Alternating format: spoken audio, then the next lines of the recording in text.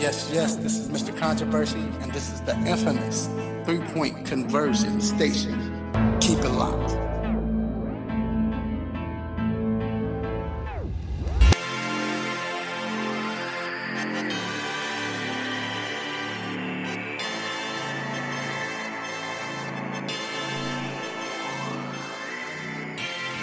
Yes. We are back inside the three-point conversion sports lounge. Mr. Controversy here. Did you miss me?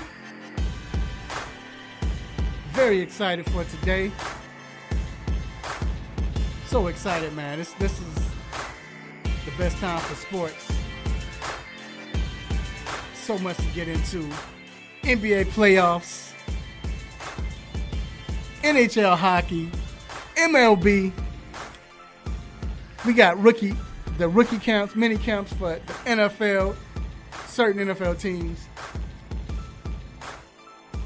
The NBA lottery event is coming up. Water polo. No, I'm just kidding. but we got a lot going on. So once again, like I said, you've entered inside a three-point conversion sports lounge. What a beautiful day. I'm not doing this by myself. I got my well, before I say that, this show is dedicated to Xavier Netasinga. Shout out to the homie. That is my man D's cousin. You know, unfortunately, is that cool to talk about? Fortunately, he got shot and killed. When was it, D? Thursday. So this show is definitely dedicated to him. Wednesday, and prayers go out to D and his family. And so we're going to rock this show for him. And like I said, I'm not doing this by myself. First, I got the engineer, G. What up, G? Yo. Yeah, get it together. And then I got my road dog, my partner in crime, D Intellectual. What up, D? What up, though? Yo. Yeah, man. How you feeling, man? And I'm here, heavy heart, but you got to keep going. You know what I mean? Yeah, of course. We got your back, man. Definitely what we're here for. Too.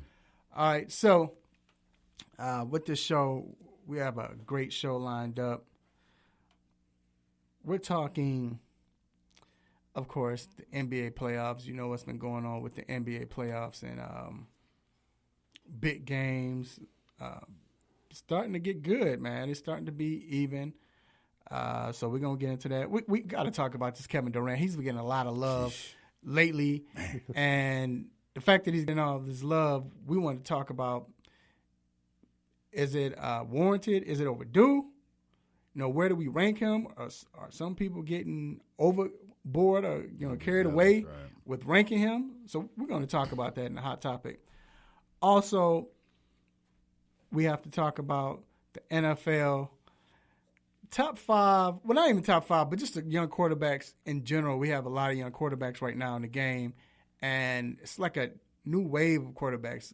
In a sense, a different style than what it was, or different from the Breeze, even almost the Lux and all of that.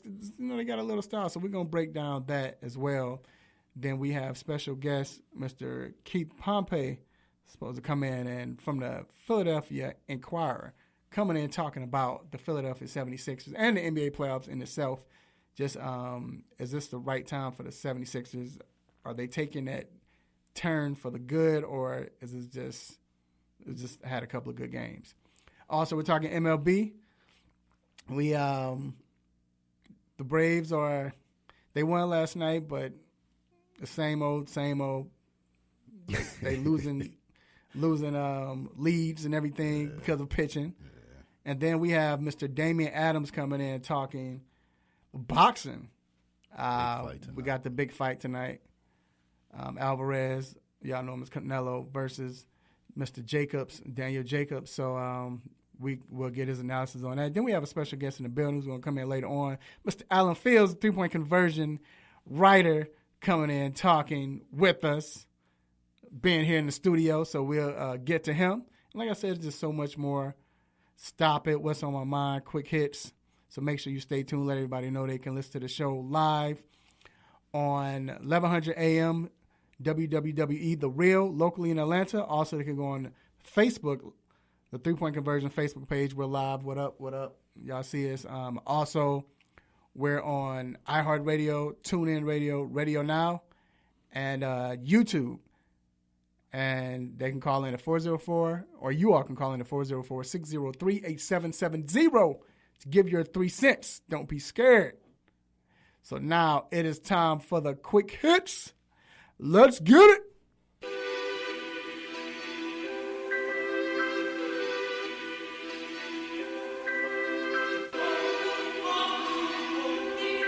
Shout out to Sherm Beats for the sick beats. So we have to start off with the quadruple overtime. Big game. Score was 140-137. The Portland Trailblazers over the Denver Nuggets. That was a great game, man. That was, I had to stay up and watch it. It was a great game, right? Yeah, it was a long game. Long game. Long game. West Coast, it was already a West Coast game, so you got to stay up till 1 to watch it if it was ending at regular time. 4 OTs, stay up till 3 o'clock in the morning.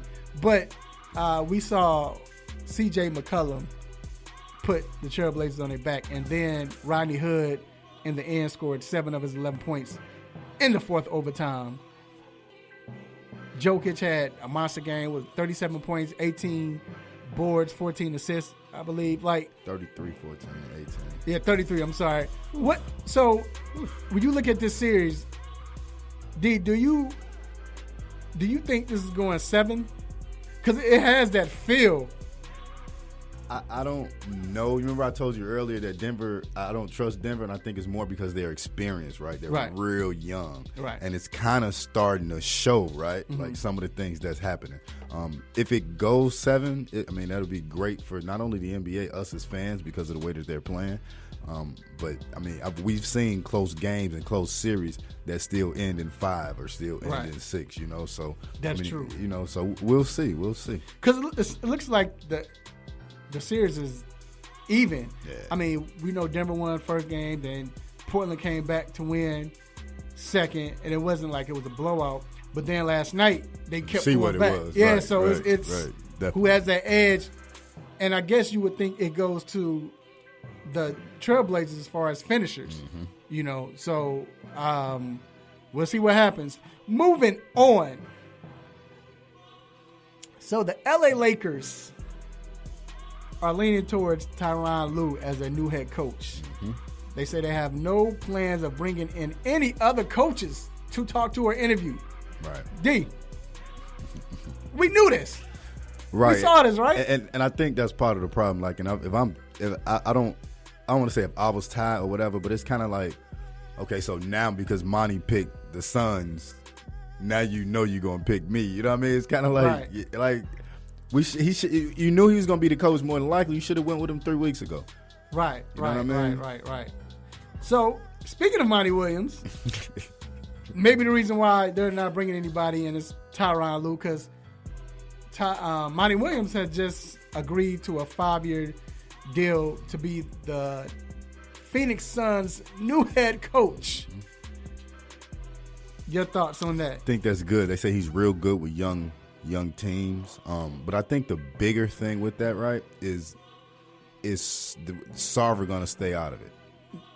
Right, and they say that was part of the contract negotiation. Right, we know he's that's not happening. But they say that was part of the the negotiations. That's what his agent was asking. That's what everybody was asking: is, are you going to stay out of this? Right. If he stays out of it, then they can have something special. Right. Possibly, they got a nice young nucleus. But again, the question is, dude, are you gonna mind your business? And see, the thing is, Monty is that guy where Monty gonna tell you how you feel. Period. Monty old school. Period.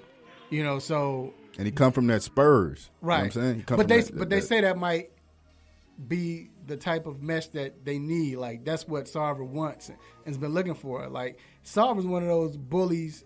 I shouldn't say he's a bully, but he acts like a bully where they push you over until they respect you. If it's somebody respect, all right, we cool. Right.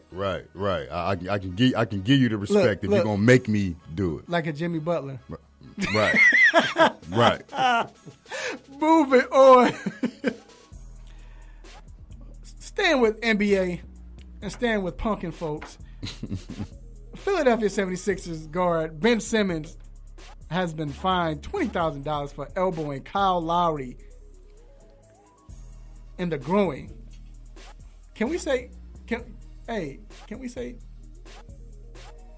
he elbowed him in the nuts? Yeah.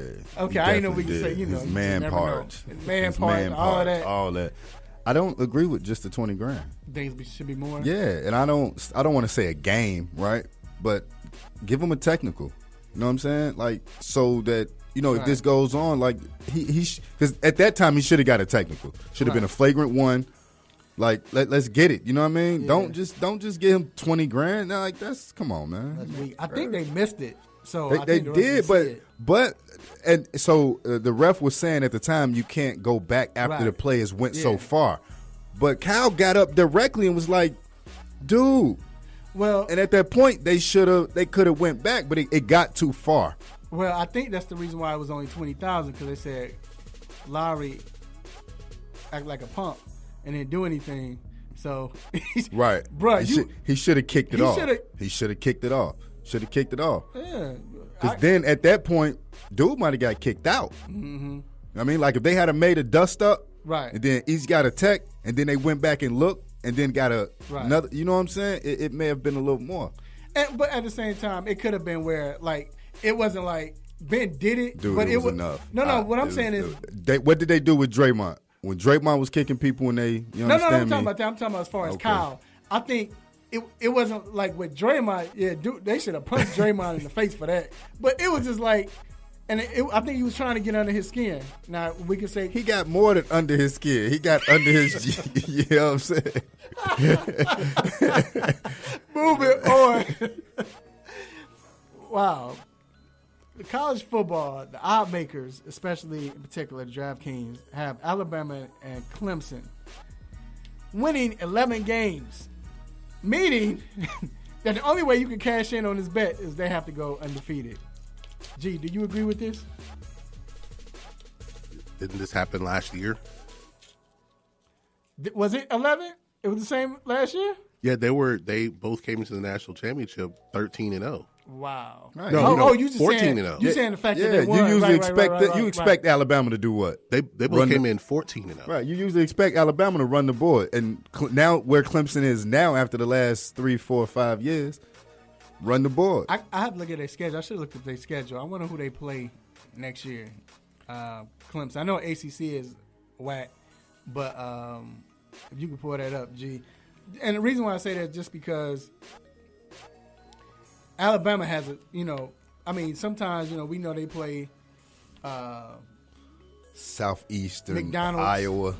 Southeastern Iowa State. No, McDonald's Tech and Walmart University. We know they had them on the schedule, but they do play, definitely Auburn and Georgia. Yeah. So you got the regular ACC schedule. They will play Texas A&M, Charlotte, Wofford. So, see, and South Carolina out of conference. Right, Wofford is what? That's McDonald's Tech this year. Yeah, Charlotte is Waffle House, Waffle House State. So maybe they can do it. So it should be easy again. So anyway, moving on. David Price came out and said that he wants MLB to come clean about the juice baseballs during the steroid era. Why don't they? I do too. I don't want them to come clear about that. So they remember Congress got involved with the whole steroids. So I want the MLB to say that we wanted them to do that. Right. And they're never going to say that because you got to think about it. When Sammy and Mark McGwire was doing the thing, right? When they had that home run, baseball was coming off that strike. Right. They were trying to get ratings, right? So they needed that. That's why we came back to baseball. When you saw Luis Gonzalez, I think the year before 50, he hit like 6.5 home runs. Then he went 50, then he hit 47. Yeah. Like, come on, I mean, man. there are lots of examples of that. Brady Anderson. Yeah. Todd Hundley. Yeah. both had 50 home run seasons But at least, out of nowhere. Brady Anderson and Ty Huntley look like. It's not believable. It's kind of believable. Yeah, Luis Gonzalez disrespect looked to my like man, because he played for the Cubs. He looked like a stick man. He looked like me. He did. That's what I'm saying. He looked like you. me. I'm up there with a hitting going 27 home long. I'm talking about he was going Killing long. him. Nobody brought up his usage. Yep. Sandy Sosa said he would have spoke English if that would have came out. He wouldn't have had it. And last but not least, the disrespect. The disrespect is The real. Minnesota Vikings will issue Randy Moss former jersey number 84 to rookie Irv Smith this year. Now remember, Moss is now in the Hall of Fame. He went in as a Viking, and you give his number to some rookie. The disrespect is so real. He went in, like you said, in the Hall of Fame as a Viking, one of the best wide receivers ever, and you allow somebody, not just somebody, a rookie that Right. you even know where Irv Smith went? Right. No. You allow him to come and get Randy Moss's Right. number? Right. Randy G. Moss? Randy G. Moss. And that's messed up. Now, maybe they're trying to be like the Detroit Lions, because everybody who wears 20, I don't know why they don't keep giving the running backs 20. Everybody who wears 20 ball out. So, I mean, they've had good luck. Everybody was mad when who was the first rookie? I mean, number 20 before Barry. I can't think of his name. Billy Sims. Billy Sims. Everybody was mad that Barry got his number. And then Barry come in. And Barry only wore 21 in college. Then he come in with 20. Because somebody already had 21, I think. Yeah, and he wore 20, and they was upset, and then he great. So why don't you get somebody else number 20? Man, look here. Don't But get that's nobody. disrespectful to Nobody Minnesota. get no. And you got two top 10 wide receivers on your team anyway. So, Right. let dude come in and prove himself. He still shouldn't get 84. Right. If he came in and put up numbers in 10 years, he shouldn't get 84. Come on, man. That's Randy Moss, man. Yeah, Stop being disrespectful, messed up. man. All right, so we're gonna take a quick break that concludes quick hits, and we have we're gonna have some fun. Some feelings might get hurt. Yes, sir. Coming up. Yes, sir. Keep it locked.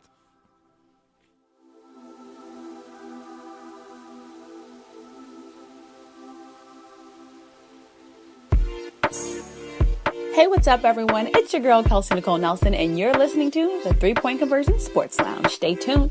Gonna be a great show.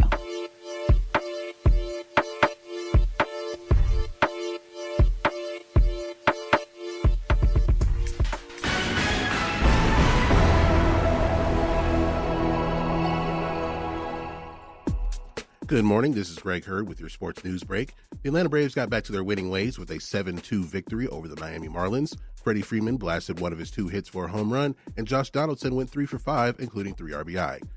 The Atlanta Falcons agreed to terms with 4 of their draft picks, but not including their first round picks. They are preparing for rookie minicamp, which starts next Friday. Atlanta United are on the road to face Sporting Kansas City. Midfielder Ezekiel Barco has been called to play on the Argentina team for the 2019 FIFA World Cup and will leave on Monday. In the NBA playoff action last night, the Milwaukee Bucks beat the Boston Celtics 123-116 to take a 2-1 series lead, and there was a thriller in Portland as it took 4 overtimes for the Blazers to beat the Nuggets 140-137. Make sure to follow 3 Point Conversion for all of your major sports news and updates. It's where fans' opinions matter.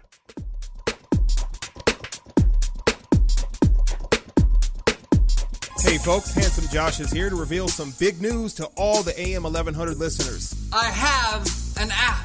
That's right, you can now check out all your favorite programs right here on The Real with the Real 1100 app. Whether it's sports, entertainment, or lifestyle, the Real 1100 definitely has you covered. So why don't you just tell me how much it's going to cost me? And here's the best part. It's available in your Google Play or Apple App Store, and it's free to download. Actually, you can count me in on this one. So download the Real 1100 app today and stay in tune with The Real.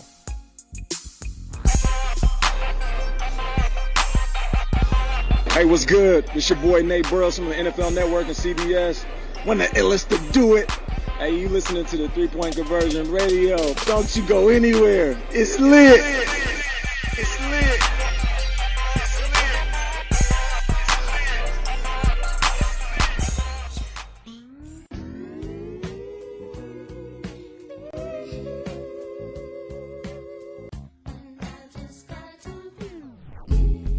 Yes, we are back inside the 3-Point Conversion Sports Lounge. Mr. Controversy here with my road dog, The Intellectual. Yes. And this next segment, the hot topic, is brought to you by Cindy Cuts Barbershop, located on 3000 Chapel Hill Road, Suite 206, Douglasville, Georgia. I know they're watching it. I would say make some noise. I can't hear y'all, but appreciate y'all for put something in the comments or something. Yeah, right. Say, in the comments. Right. But great barbershop. You know what it is. They all can cut. You don't really see empty chairs. Great talk. I mean, it's one of the places, man, you can just go in there and get a cut, and if you wait, because everybody can cut and everybody's waiting, of course, it's all right. You know what I'm saying? Because y'all talking sports, politics, community, whatever it is, and it's cool. It's a cool vibe, man. Shout out to the big homie, Dwayne Chambers. You can, once you go in, he's the barber all the way down to the left, the last barber on the left, and you can follow him on Instagram at Simha the Barber. That's SIMHATHEBARBER. And shout out to just the whole crew, everybody else, man. I'm not even gonna pick all y'all. Shout out to all of them, man. Just y'all keep doing what y'all doing. All right, so let's get into this, man. So first of all, before we get into this hot topic, we have a guest in the building. We have one of the writers for the 3-Point Conversion, my man, Mr. Alan Fields. What up, Alan? Yeah, what's up? What's up? Thanks for having me. No problem, man. Appreciate you for coming in. He was in town, so we, had to have him on, bring his wisdom into this 3-Point Conversion Sports Lounge. So we all been seeing lately, Durant has been going in. Like, ever since Patrick Beverly shut him down and made him look I'm Durant bad. Then Kevin woke him up, and then from there Durant went off, and like D said, he told us who he was and he showed us who he was, and all of a sudden we start hearing he can be the greatest ever. He's, is he closer to Jordan and LeBron? Stop it. Like, what are y'all talking about? But he's been getting a lot of love. I guess I'll start with the guest. Mm-hmm. I'll start with Alan. First, my question is, do you think that do you think it's overdue as far as just getting the love, first of all, just the love? I'll probably say it is overdue. I mean, since he's come into the league, he's basically been buckets since the day he stepped on the court. So it's very clear that his talent is elite, and I think he definitely deserves the accolades as far as his talent and what he's been able to do in the league since day one. Right.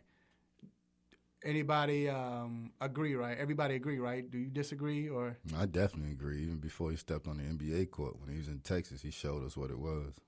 And when he came in as a rookie in Seattle, he done nothing but buckets. Yeah, and see, and my thing is, like, with that situation, I'm with you as far as is overdue, because when he was with OKC at one point, when he went, remember he went through he scored like 40 in like 4 or 5 straight games. He started getting love. But then when they started losing, you know how we are as fans. All right, whatever. You know what I'm saying? But he got with Golden State. People hated him for a minute. But he's one of the few that has kind of changed people's perspective of him. You know what I'm saying? As far as most people, he's a punk, he this and that. And I ain't gonna lie, I was one of them. I was upset that he went to Golden State, but I knew what he was, you know. But now he's getting the love. Now, G. But what they're saying, do you think that, I mean, I feel like Eddie Kane, I think you overstepping your bounds just a little bit. Do you feel like they're kind of going too far? I think in some cases people are caught up in the moment. he's been on a tear in the playoffs. So it gets people like tend to overhype. I mean, there was one year to where the Grizzlies made a deep playoff run, and it seemed like Zach Randolph was the best power forward in the world. The way he was playing. So, but no one thinks that about Zach Randolph right now. Right. So, but in this way, it's what he's been his entire career. He's been this incredible scorer this entire career, and his game's we've seen more facets of his game once he came to Golden State. But I think a lot of people get caught up in certain narratives, and the narrative's been, well, it was a weak move to go from Oklahoma City to Golden State considering the circumstances. But he was going to be criticized I think he would have been criticized if he stayed in Oklahoma City. Like, well, they're not doing anything. They're not going anywhere. They haven't made the team any better. So it was like he couldn't win either way. So why not just go somewhere to where he probably has a very significant chance to win? Mm-hmm. I still think it was a weak move. But yeah, facts. Yeah, I do. I mean, to guarantee that, I get it. For him, he wants to guarantee that championship to say, hey, I won. But to me, I don't think the two MVPs the two final MVPs will come out and look great until he goes somewhere else and he wins a championship. Then you can say he won. If they win to this year, he's won 4 championships, 3 final, 4, because he's probably going to win an MVP wherever he go, MVPs. Then it'll be like, okay, now but right now, here's my take, and I want you all's take on it. You can't be doubled. You can't be doubled in Golden State. And so with his skill set and how great he is, he's 7 feet, he can shoot, he can do all of that, and we can't double you? If Mike, LeBron, Kareem, Bert, any great player you can name, I don't think has that luxury or could say they've been through that except for Stephen Curry and Kevin Durant. Even Harden right now. Harden has to, right. You can't. Giannis, nobody can say that. No. Well, I think in that case, you could say that he's in a situation where he has a great team around him. And previously in Oklahoma City, it was really your turn, my turn with Westbrook. So he has a better team around it. So you could double Durant or double Westbrook, but you can't. Right. It can't happen now because of the great team that he has around him. Right, and that's not his fault. But I'm just saying, everything looks great now because you can't double him. Now, just watching him play, you're a basketball fan. You know he can play. I mean, you see the moves. But Alan, talk to me. It's hard it's easy to score like that when you have a skill set and you can't be doubled. It's true, but my only pushback is this. From his move to Golden State, for me personally, was about competitive balance. As a fan of the NBA, I love competitive balance. So in that aspect, I was disappointed that he went there. But at the same token, he just didn't go to Golden State and was one of the players. He was their best player. And he even stepped that up in the playoffs. Mm-hmm. And that's, I think Durant, probably more than any other star in the NBA, is a guy who can integrate himself anywhere. And I think one of the great things that came out of this was the other aspects of his game was able to shine. He's not just a scorer. That's what it was. He has other abilities. We've seen his better defense. We've seen his ability to pass the ball and be a semi-playmaker. So, in that aspect, I think he's proven himself to be more than just a bit player on a great team. And I think that, I want your opinion on this. I think it's not easy. I think you have a better chance to do that because now, as much as he's scoring, and what I love about Golden State, that's why, yet still, with all of those players, you got to look at them, you got to put them up high just because usually you don't see a lot of players, a lot of teams that have great players like that willing to share and willing to just, hey, It's whatever. You never see them fight about the ball. Everybody's selfless. Right. So you don't have to spend as much energy on the offensive end now. And I think he was smart to say, let me play defense. Let me show them, because he made it a point. I want them to see that I play defense or I can pass the ball. D. I agree with that. He's able to show off, like you said, other elements of his game, which we've seen him become a much better, not become a much better defender, but able to show his defensive side because he doesn't have to work so hard on the offensive end. So that definitely is a benefit. But for me, him going somewhere else and doing this on a different stage without all the, without Steph, without Clay, without Dre, that would show me more from Kevin Durant. Right. I think he's doing a great job. He's a great player. He's somewhere among the greats. I'm not going to give you no number, top 10, 20 somewhere, 20 somewhere in there. But it's going to be kind of shaded because of the situation. So wait. So you say he's around 20. So you don't put him top 10 yet? I don't even think I put him top 10 yet. G, you agree with that? Yeah, I agree. You agree? I agree with that. Yeah, I do too. And I was told I was a fool for that. Yeah, saying I that mean, you can run off 10 quick. It's hard, right? Yeah, 10 goes quick, and even your 10, you're gonna be flipping, right? You're gonna be flipping.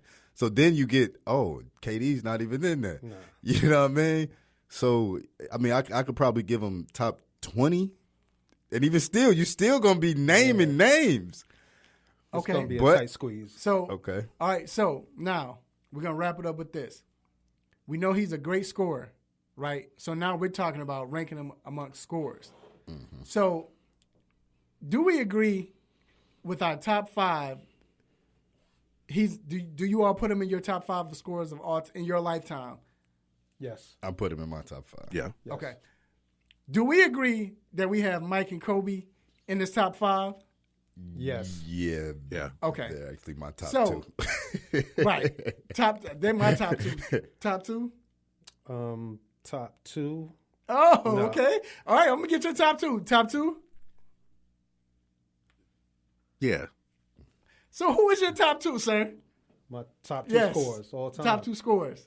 I got of your of lifetime, my lifetime. I got Michael Jordan 1, and I have KD 2. You got him over Kobe? Yes. What makes you put him over Kobe? Just his arsenal and where he can score from on the court is more than Kobe. Only reason why I disagree, Durant, we've seen him, but Kobe has a better post game than Durant. Now, Durant shoots better than Kobe, as far as efficiency, as far as like jumpers. But Kobe gets to the hole easier and better than a Durant. You making a face? No. I'm just playing it through my mind. Okay. We know 3-pointers.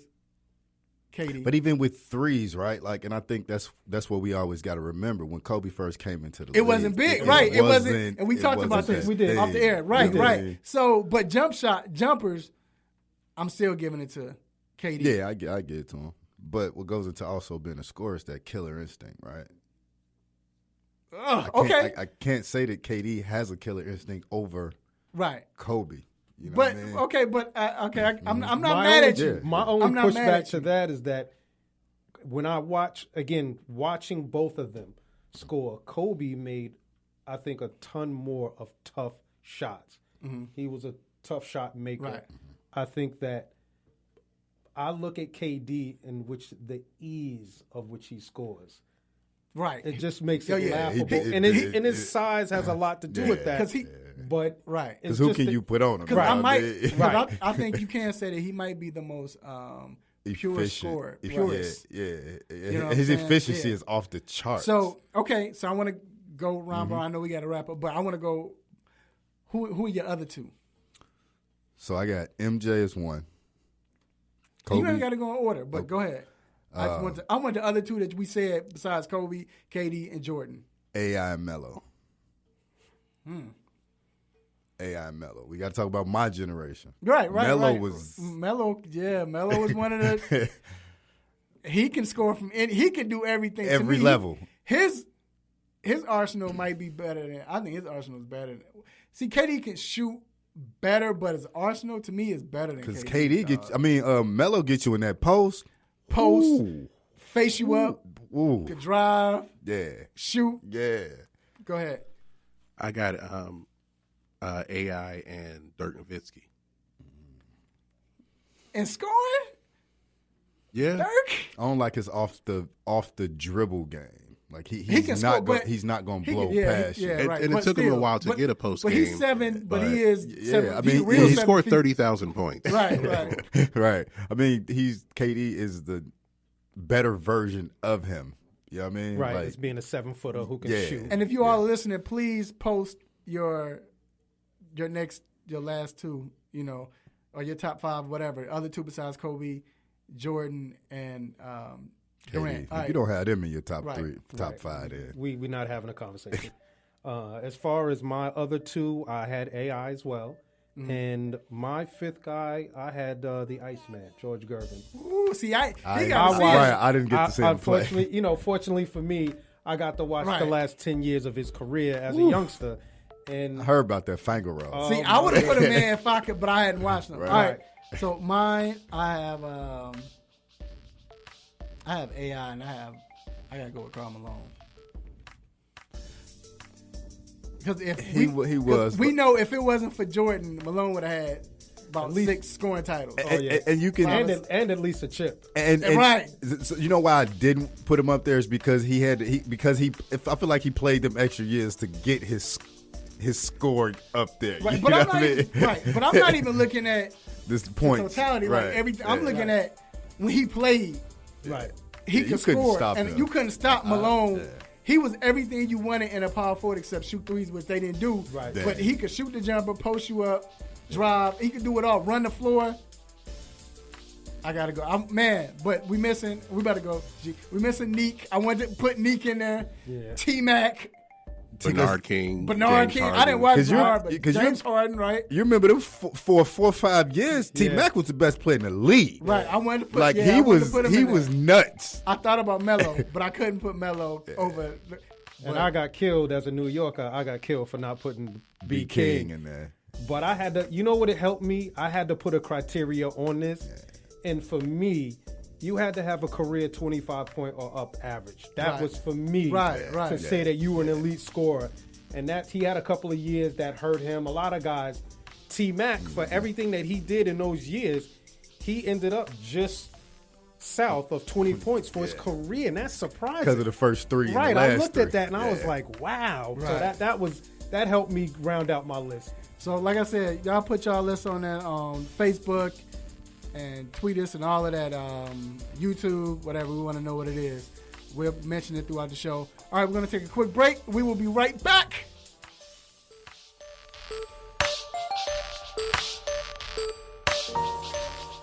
Hey, I'm Diana Taurasi from the Phoenix Mercury, and you're listening to the 3-Point Conversion Radio.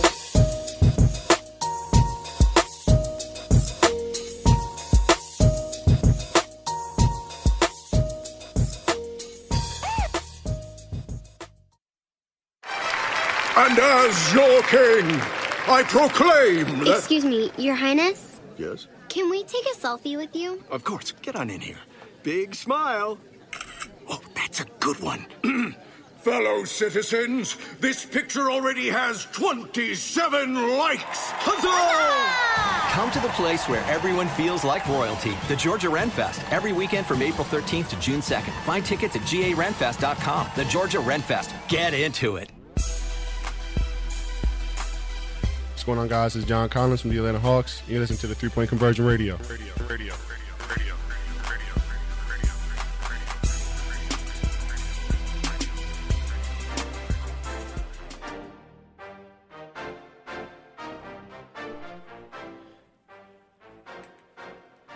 All right, we are back inside the 3-Point Conversion Sports Lounge.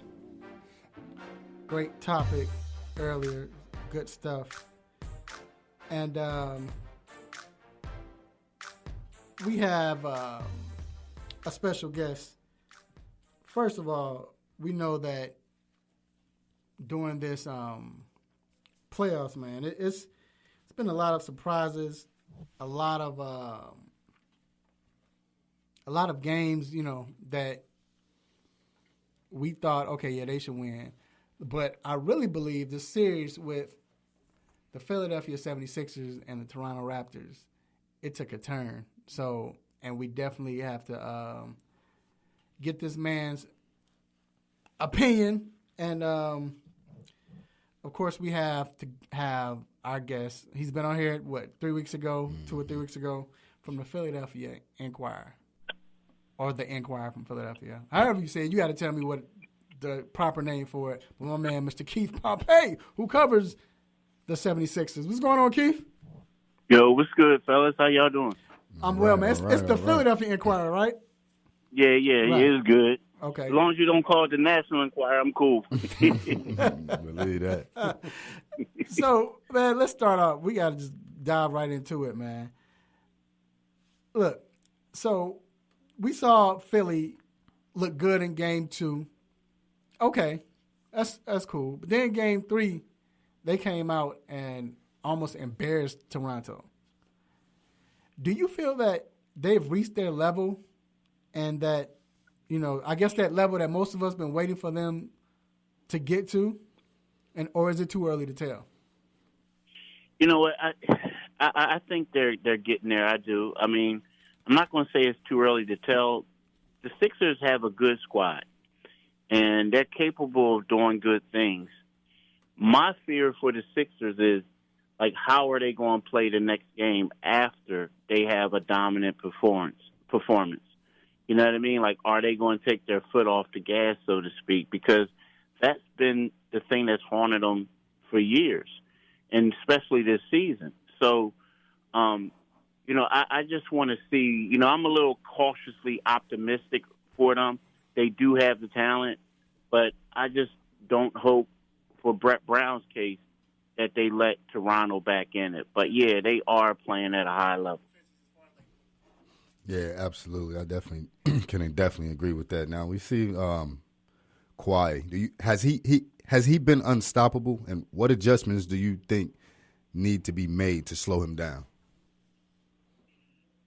Man, I don't think they can, to be honest with you. I mean, I think you just hope and pray nobody else catches fire. You know what I mean? It's weird. I mean, that's the biggest debate going on here, where people are saying, oh, yeah, Kawhi's playing great. He's scoring a lot of points, but Ben Simmons is D'ing him up. And I'm like, what? Have y'all been watching the game? What y'all watching? Yeah, what y'all, okay, the first game he had 45. The second game he had 35. And then he had 33, the last one. But it was one of those where the game was so out of hand towards the end where they just start just taking the starters out, with 5 minutes left. So, Kawhi is unstoppable. If Kawhi, I know everyone's talking about James Harden and the Greek Freak, but to me, Kawhi missed 22 games. If he would have played at least 10 more games, we would be talking about him, as in the running for MVP. I think I can agree with that. Yeah, me too. Once again, we're here live with Mr. Keith Pompey. He's one of the beat writers for the Philadelphia Inquirer, and he writes for the Philadelphia 76ers. So we talked about Kawhi. We talked about Philly and what they're doing. But I want to move to the Eastern Conference, the other series in the Eastern Conference with the Boston-Milwaukee series. Who is the X factor of this series? Because Boston came out game 1, made Milwaukee look like puppets, and then the last 2 games, I don't know, Boston got a whooping or something. They've been, it's embarrassing.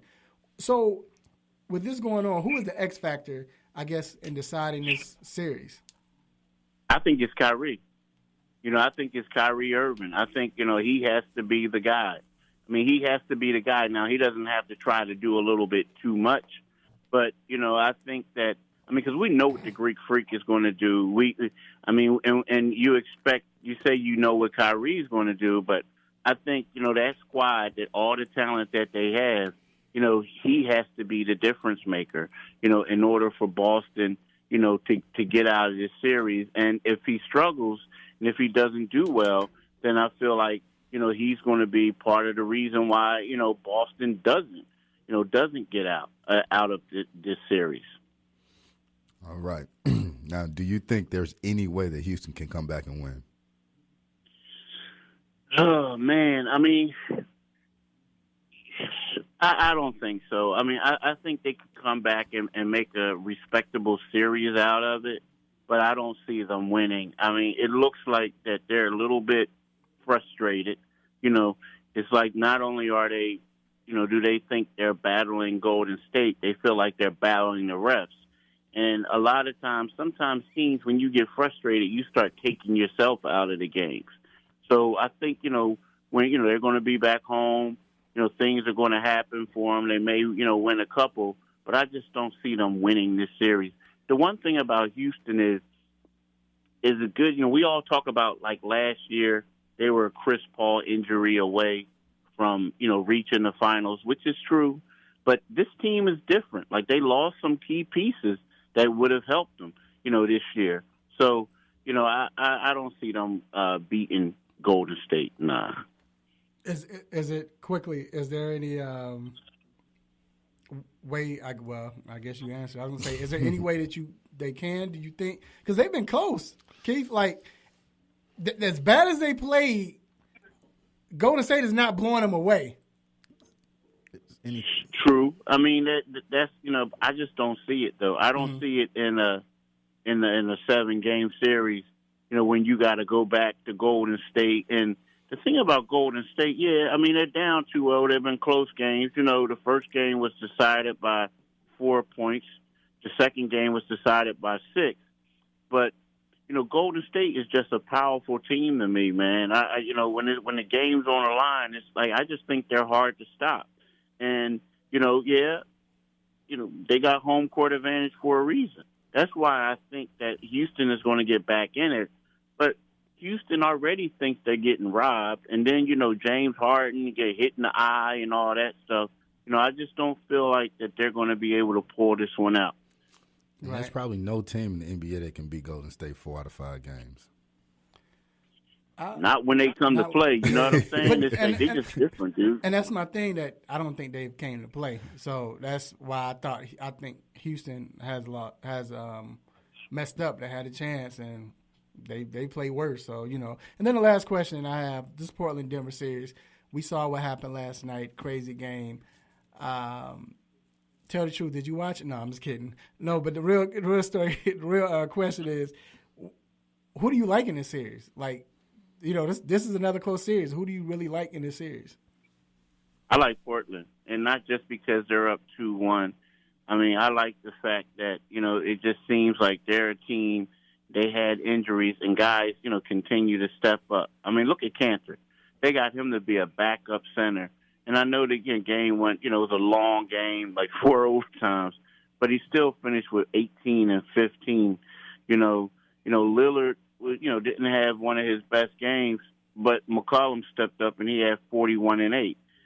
So, I'm looking at this team and you're saying to yourself, like, they're a hard matchup for people just because they believe, they have an all-star, Lillard, who should be an MVP candidate, who basically is like the great team player for as good of a player he is, so, I really like them.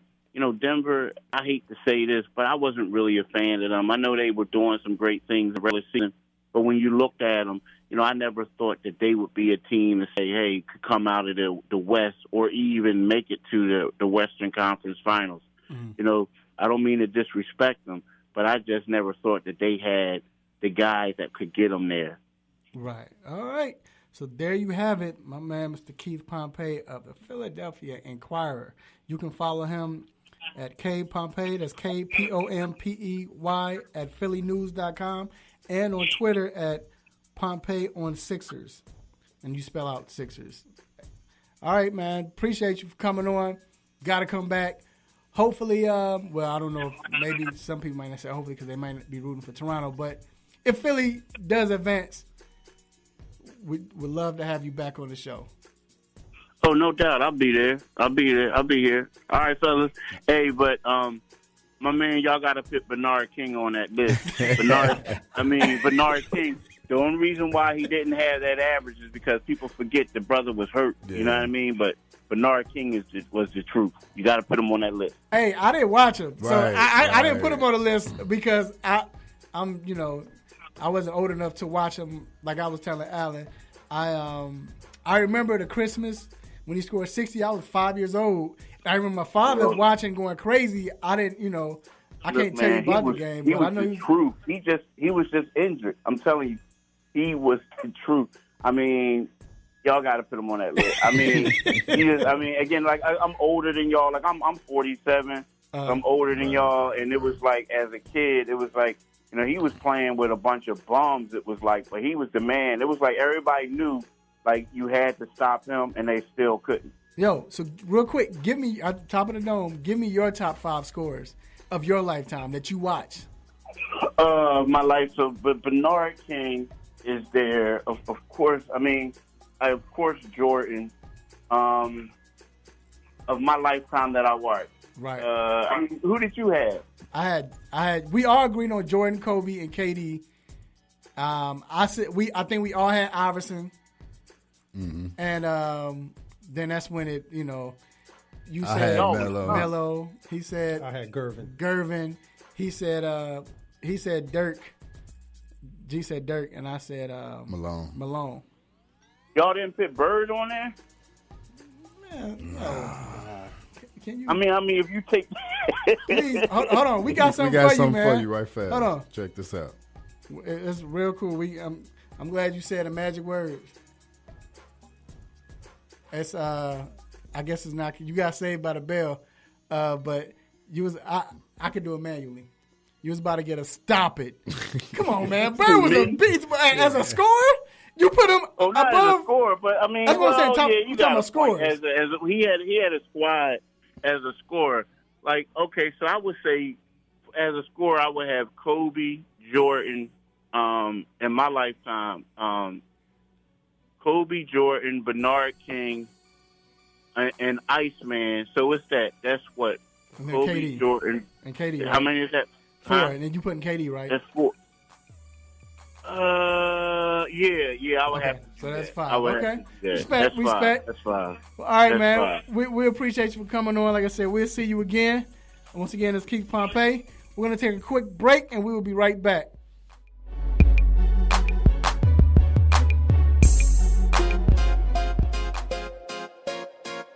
What's up, y'all? It's your boy Kent Bazemore from the Atlanta Hawks. You're now listening to 3-Point Conversion.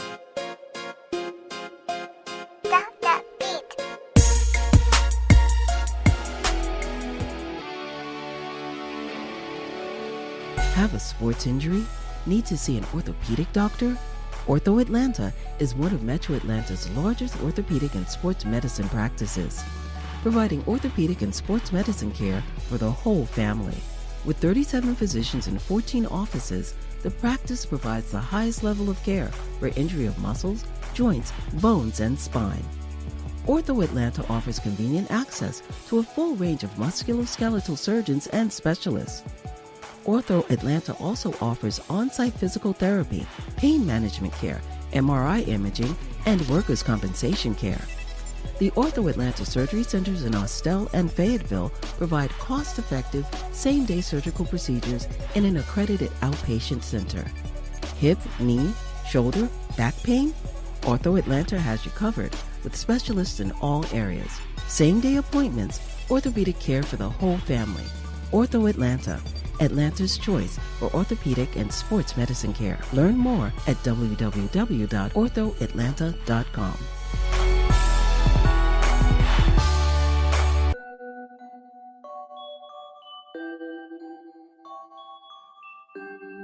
Happy Saturday, sports fans. It's your boy Sherm, a.k.a. the Lord of the Beats, and you are currently inside the 3-Point Conversion Sports Lounge with my man's Mr. Controversy.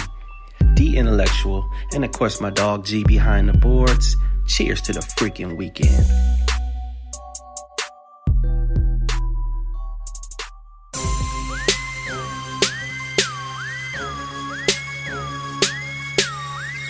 All right, we are back inside the 3-Point Conversion Sports Lounge. And some great stuff from Mr. Pompey tripping with the Bird. I mean, Bird is a legend, but come on, man. Top scorers. Now, when he wanted to, but no, we're not going when he wants to. A lot of players, when they wanted to, could have been right. But he made up for it, man. He had a great list. All right, so and some more. DeMarcus Burt said, what about Adrian Dantley? Yeah, I feel that. He was another scorer, you know. I didn't watch him like that, so. He was the last of his breed or the only of his breed. Like a 6'3", 6'4" guy playing in the post. Right. Exclusively in the post. Right, yep. Straight post. Uh-huh. All right, so now we're going to shift to the NFL.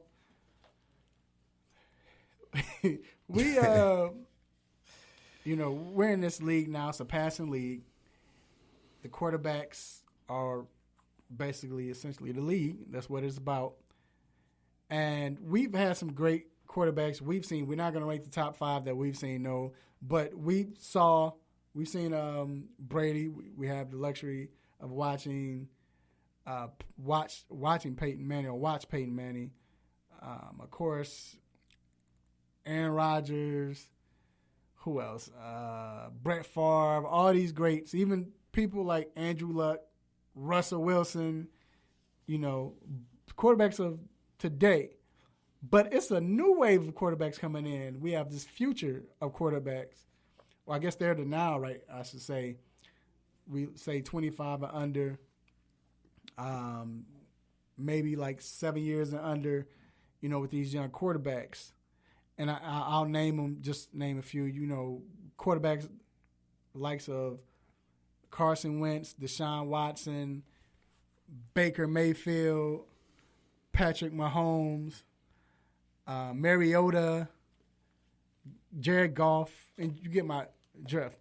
So I want to start off first asking, when you look at these quarterbacks, what most impressed you about this new wave of quarterbacks? Like, how are they different? I just think these quarterbacks they're ready to play immediately. Mm-hmm. They understand the playbooks. A lot more colleges are running pro offenses, so just making it the transition for them easier.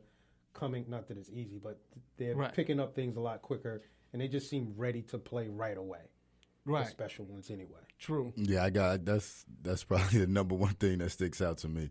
I mean, we throwing these quarterbacks out here now, rookie year, second year, and they ready to go. Right. You know what I mean? Now, they're not nervous, but is it because of some quarterbacks are getting lucky with coaches saying, you know what, we're going to implement the offense that you came in with, that you played in college, to get you more acclimated? Do you think that helps? I think it's kind of some of that, but also I can't remember right off the top of my head who it was who always played in the shotgun, and then when he got to the NFL, he had to play on the center, and he was able to make that transition. So again, I can't think of exactly who it was, but it's been situations like that. That he was always in the shotgun, but then he went and played on the center, and he still was able to be successful. Right. So sometimes it is that, but I think overall it's playing in the college game that is more being a pro system. Like more colleges are playing pro system, spreading out, and now the NFL is a passing game. So if you can come out here and you can make those window throws, you can make this throw, you can make that throw, then you're going to be successful. Well, I feel like it was more the other way around, to where the NFL is taking college philosophies, right, as far as that's what I was saying, the run pass option, the read option, and I think with a lot of NFL, I think the majority of NFL coaches are so married to their own offensive system that they try to they aren't able to really capitalize on what the quarterback actually does best. Like, Mr. Controversy, when you talk to Bruce Arians when he was during the Super Bowl week, when you asked him about the changing of offenses, he said, well, you do what your players can do.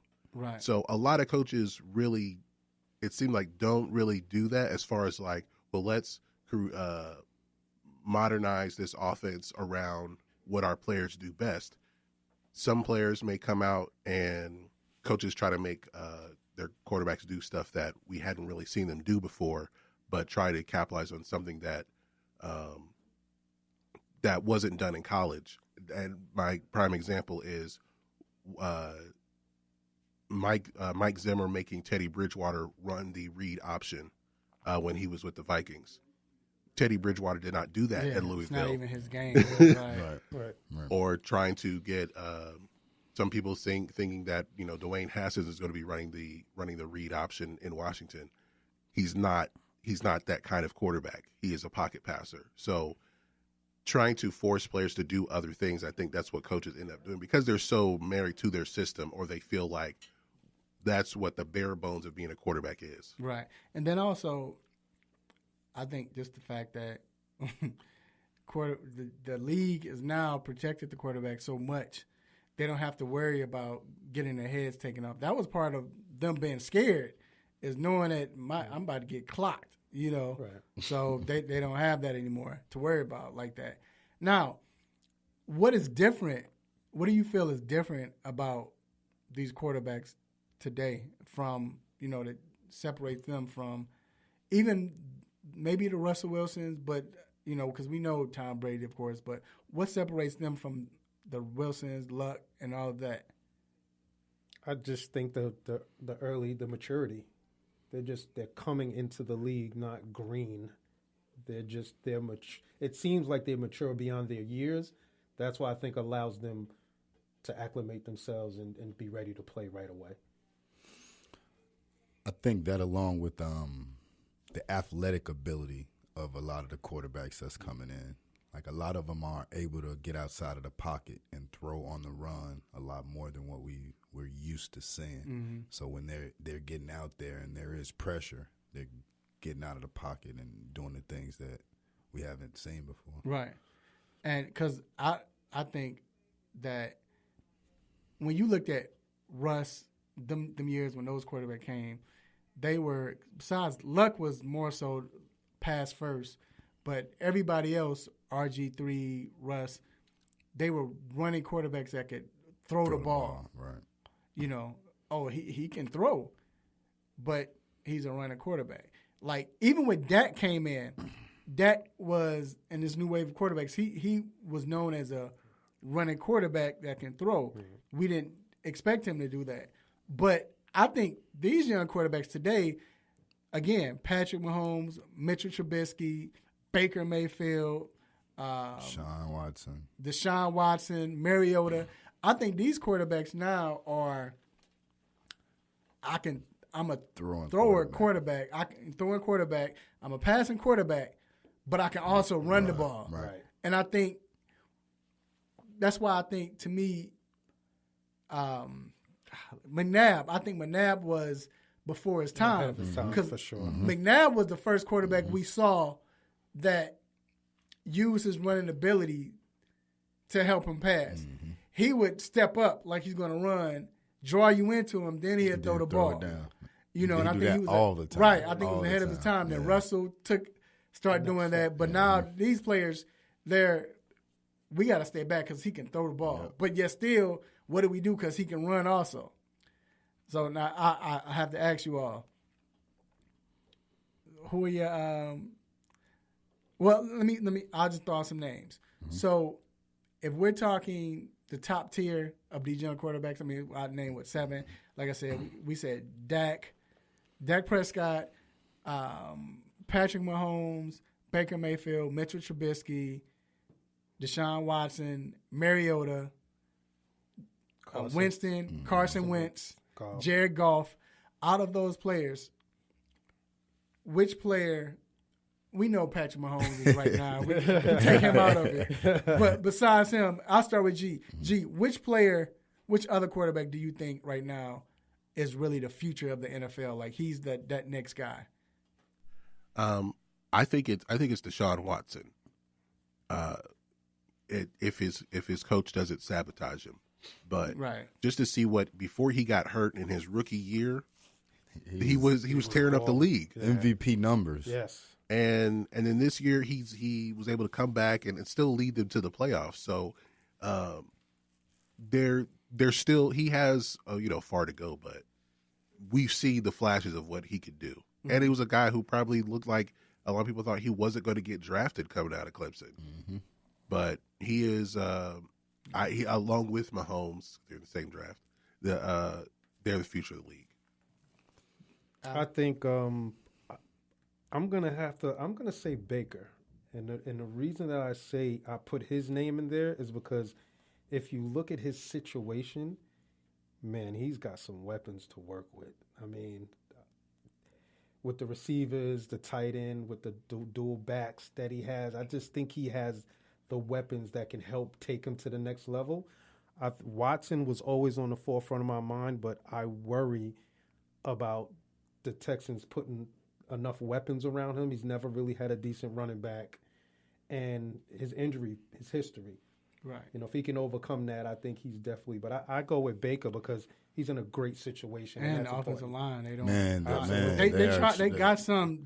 But even who they got this year was like you know what I mean? Like, he need a lot more. I want to say Watson, but he's already said Watson. I'm gonna go with Trubisky. I like his coach. Mm-hmm. Right, like Nagy is that offensive mind, right? So if he can take that next step, they've gotten him a running back who can be a dual threat, and they've also got him some real weapons on the wide receiver. Two great tight ends he has. I think he really can take, and he has one of the best offensive lines in the league. I think that's going to open up a lot of things for him. What do you say? I'm gonna have to agree. I'm gonna have to go with. I think it's Baker. I like Watson. I think Watson is a guy. Baker, to me, it just seems like he has that it factor. It's something about him. Just he wants to win. Not saying all, but you see it in him. His competitiveness. You know what I'm saying? He's very competitive. His skill set. And I think, I just think it's Baker. I mean, I like Deshaun, Mitch. Carson Wentz is the beast too, but Baker has that. Don't trust that. Yeah, I don't trust Wentz. Right. And another thing I like about Trubisky is the other side of the ball allows him to do a little more. The defense on the team allows him. It takes a lot of pressure off of him to try to do things outside of himself. All right, so that wraps up the NFL Huddle. We're going to take a quick break. We'll be back for the Stop It segment.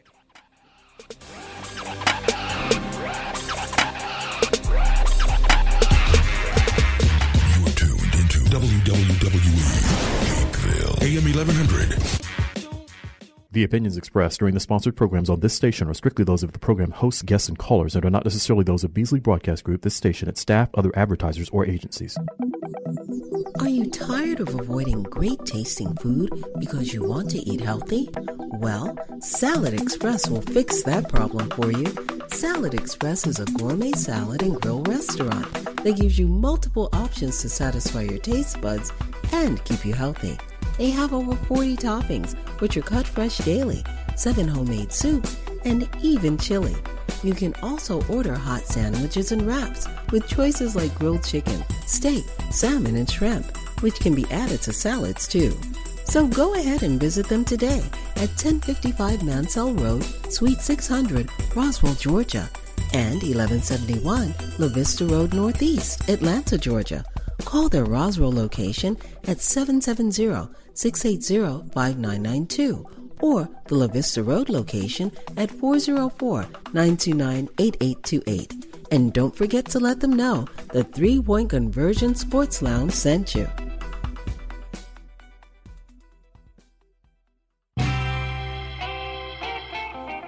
No mercy. Don't let up on him. Go hard on him, Mr. Controversy. Hit him with the stop it button.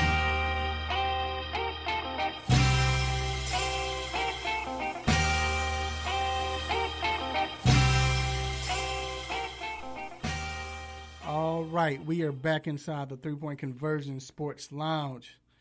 We want to take this time to thank everyone who's been listening, watching us, following us, sharing, just supporting us as a whole, not only the 3-Point Conversion Sports Lounge, but the 3-Point Conversion company just in itself. So we appreciate you and ask you to continue to do so. Now, it is time for the most infamous, the most famous Stop It segment. Let's get it. Stop, hey. Stop, stop, stop, stop, stop. Stop it! Stop it, stop it. Yes, S-T-O-P, new word, I-T. Stop it! Stop it. Get some help.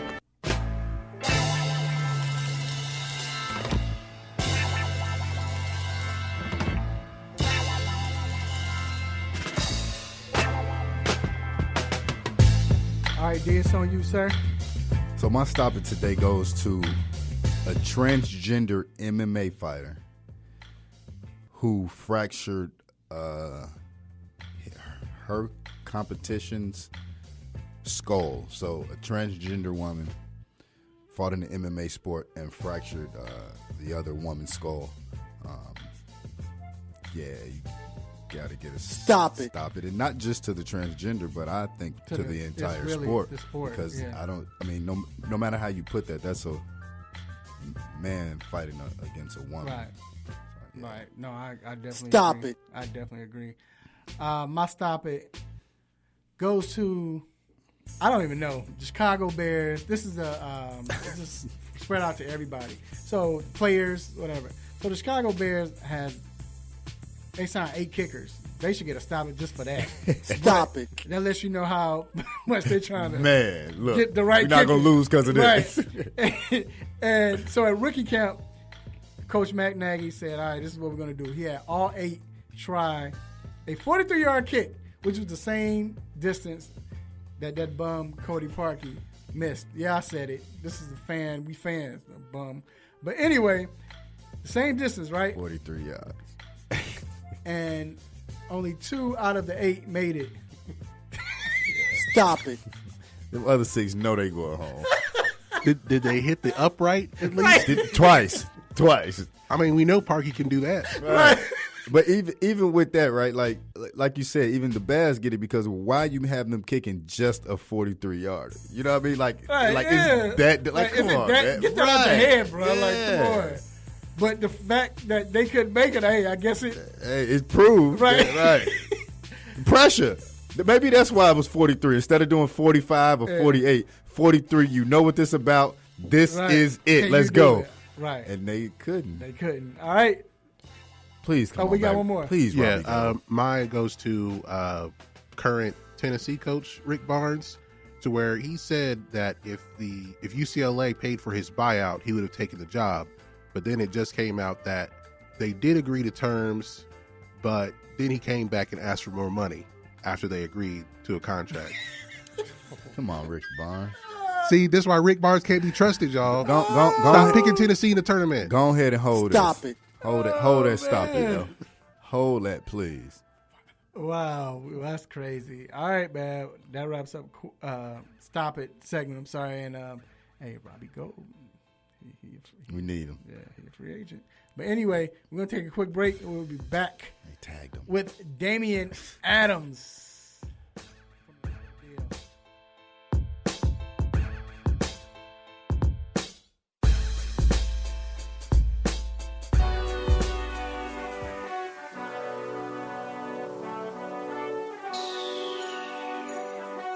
Let me break down to y'all what's so dope about the 3-point conversion.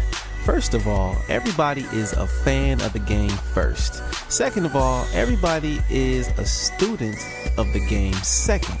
And third of all, we're the average sports fan just like everybody else. We're not coming in here, walking with our nose tipped high, acting snooty, acting brand new.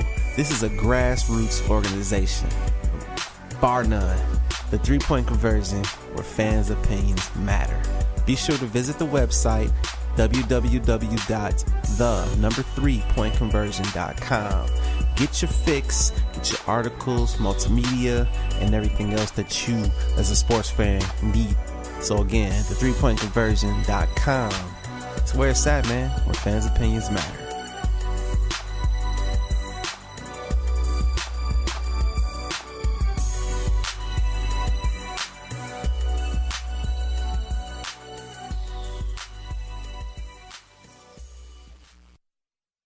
Attention, radio station listener. This might make you say, oh my god. Get this station in 1,500 live stations, plus a custom station you can create all in one. Right now. Download the free app now at iHeartRadio.com. Oh my god. Big ups to our Sports Lounge crew for keeping the airways blazing each and every Saturday. But I want to send another special shout out to our team of writers at the 3 Point Conversion. You can visit us at the3pointconversion.com. You can also like us on Facebook, follow us on Twitter. How about the Gram? How about iHeart? How about Spreaker Radio? How about wherever you need it, baby? We got you covered.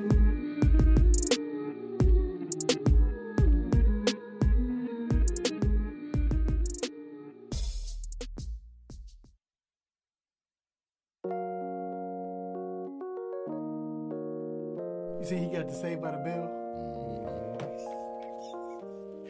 All right, we are back inside the 3 Point Conversion Sports Lounge.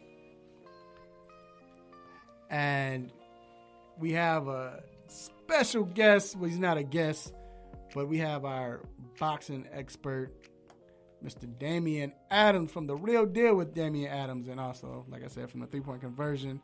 What up, Damian? Hey, you just gonna violate my contract again, man? Oh, my bad. And also, we have the Battlegrounds champ, the current Battlegrounds champ, Damian Adams. Hold on, Damian. We got to do this. I'm sorry. This is my guy right here. Damian, we have, I don't know if he was going against you, but we have Alan Fields. We all remember when he pulled the bunny rabbit, when he couldn't think of nothing to say. Remember that? Yeah. Infamy. I'll go down in infamy for that. Thank you. That lets you know, and you heard this guy's wisdom so far. That lets you know how hard it is in Battlegrounds. But anyway, man, how you doing, man? I'm doing good, man. Another wonderful Saturday. Listen to my favorite show on the radio. I can't complain. You know, how you guys doing? We're good, man. Ready for this fight tonight, man. Ready to get into it. Definitely got to just start the questions right now and ask you, what does Daniel Jacobs have in his arsenal to beat Canelo? I mean, and what is key for him to win this fight? Well, what Jacobs has in his arsenal is pure size. Like, he's just the bigger man. He's 5'11", has about 3 to 4 inches of reach on Canelo, and should definitely use that during this fight. He should fight tall but not long. So when I say that, because he has the reach advantage and he's a taller fighter, a lot of times those taller fighters get caught up in going to the head, making sure that they stay at a certain distance and not mixing up their attack. If he only tries to jab and hit Canelo with jabs and straights, he's not going to do well because Canelo is very experienced in the ring. He has great head movement. So if he's only trying to go to the head and trying to stay tall, he's going to leave himself open for a lot of combinations from Canelo and counter punches where Canelo is able to duck under those punches, go to the body. And Canelo is a all-time great body puncher. So you don't want to leave your body open for Canelo to come underneath and hit you, and you hear that sound that, you don't want to get hit one of those, that breath come out of you. The next thing you know, you're on the ground. Canelo could definitely do that to you. So for Jacobs, he has to fight tall but also mix up his attacks. So he has to go up and down with his punches, keep Canelo off balance. And he also has to make sure that when he does get a chance to just push up on Canelo sometimes, just put his weight on him, just lean on him a little bit, do that so he can tire Canelo out. But Jacobs has the physical attributes to make it a tough fight for Canelo in this one. What are the keys for Canelo, and what does a victory do for Canelo's career? So the keys for Canelo, he has to make sure that he gets on the inside. Because Jacobs is so much of a bigger fighter, he does have to get on the inside, work the body, because he is such a great body puncher, work that body. And if he works the body, those hands of Jacobs will come down. Next thing you know, that head's going to open up. He gets that infamous uppercut. They can hit on Jacobs. And for him, he just has to make sure his endurance is right. That's been the one weakness for Canelo, has been his endurance throughout fights. He can have times where he takes breaks because he's tired. If he's not tired, he should be able to outbox Jacobs and definitely win this fight. And as far as his career, it just continues him on the trajectory to be great. He wants to be one of the greatest of all time, and Daniel Jacobs is a great name to put on his resume. So if he beats Jacobs for the next fight, maybe he can get someone like a Billy Joe Saunders or a Triple G again. he wants to unify the middleweight division, and this is definitely a big step in that department because Daniel Jacobs does have one of the titles, the IBF championship, in the middleweight division. So if he's able to pick up that belt, it just gives him even more power to make the fights that he wants to make. So it'll be a big step in his career going in the right direction. All right. Now, we saw Terrence Crawford 2 weeks ago, victory. That was, I don't know, but we saw him, get the victory. Do you think that the Errol Spence Terrence Crawford fight will now happen because of, after this fight? Unfortunately, it won't happen this year. Errol Spence is already set to fight Sean Porter later on this year. That is a good fight. Don't get me wrong. That's something that people will want to see. Sean Porter is a pretty good fighter. Terrence Crawford doesn't have any competition at top rank in his weight class, unfortunately. So they have to make the fight happen just to give him another pay-per-view quality opponent. Amir Khan was not a pay-per-view quality opponent. It's something that we should not have paid for, and we saw the results of that in a very underwhelming pay-per-view, him fighting somebody like Amir Khan. But for Errol Spence, or Ero as we call him, he's somebody who... Ero, I forgot about Ero. Yeah, go ahead. So, if Errol Spence continues to win in the way he's winning, he defeats Sean Porter and goes on to defeat people like maybe Keith Thurman. He holds all the cards, and he can make the fight happen. But for Bob Arum and Top Rank, who manage Terrence Crawford, it looks like they may be a little scared. They talked a lot of cash trash, after he beat Amir Khan about how Errol Spence might be scared. But I think he was protecting Terrence Crawford in that case, just in case the fight doesn't happen, trying to make it look like it's on the other team. Hopefully it does happen next year, but it won't happen this year. What are the fights we should look forward to moving forward? So there's a lot of good fights coming up, man. So, of course, tonight we got Canelo, Jacobs. May 11th, we have Julian Williams, versus Jarrett Hurd. Jarrett Hurd is a very busy fighter, very good fighter in the 154-pound division, someone who always provides excitement. So if you're looking for new fighters to, gravitate towards, Jarrett Hurd is definitely one of those. Last week, we talked a little bit about our man Anthony Joshua. He had to get a new opponent because Jarrell Big Baby Miller was out here mixing steroids like he was mixing a drink at the club. You can't make that stronger, bro. I paid $9 for that. That's how he was out here mixing up his steroids. So he tested positive and got kicked out of that fight. So they did find a new opponent for Anthony Joshua in Andy Ruiz Jr. Andy Ruiz Jr. is not a big name, but he's someone who definitely will bring it. If you watch his highlights, my man goes for broke. He's going to shoot his shot, and it should be a good fight with Anthony Joshua. It might not last that long, but as long as it's going on, you're going to see some punches thrown, so that's a good one coming up. Also in May, we got Deontay Wilder fighting against Dominic Breazeale. This is a good opponent. Wilder should win. And also in June as well, we have another heavyweight bout with Tyson Fury fighting in June against Tom Swartz. Not a big name, but all these fights happening at the same time for the heavyweight division is definitely big because it's setting up fights later on. Because they're all fighting around the same time, you won't have any time constraints when it comes to the next fight of Wilder versus Joshua or a Wilder versus Fury rematch or Fury versus Joshua. Those three guys have to get in the same circles and get in the same time frame so we get the fights that we want in the heavyweight division. Gennady Golovkin's also fighting on June 8th against Steve Rose. We have a lot of good fights coming up, man. Boxing is really in a good place right now. So there's a lot to look forward to if you're trying to get back into boxing. If you're somebody who fell off of boxing, it's a great time to get back into it, man. All right. There you have it. And you can follow Damian Adams on Instagram, Twitter at The Real Deal WDA. Stands for With Damian Adams. So The Real Deal WDA. Hey, 30 seconds, man. Who is your top 5 scorers? Oh, top 5 scorers. So I got to go with MJ, KD, Kobe, AI, T-Mac. My top 5 scorers. There you have it. All right, D, we appreciate you for coming on, man. Can't wait for the fight tonight. We're going to take a quick break, and we will be right back.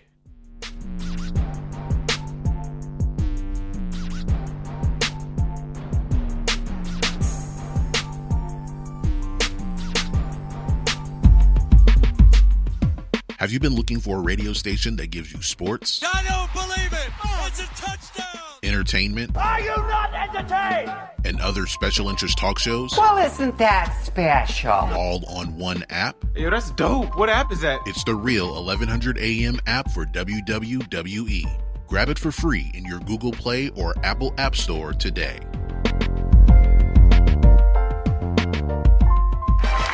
And as your king, I proclaim that... Excuse me, Your Highness? Yes? Can we take a selfie with you? Of course. Get on in here.